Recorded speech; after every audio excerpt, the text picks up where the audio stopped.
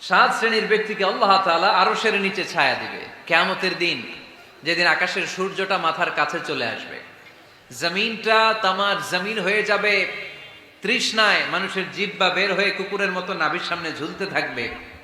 সূর্যের প্রচন্ড কিরণ আর তাপে মাথার মগজগুলো গলে গলে নাকের ছিদ্র আর কানের ছিদ্র দিয়ে ভাতের মাড়ের মতো টপ টপ করে বেয়ে বেয়ে পড়বে।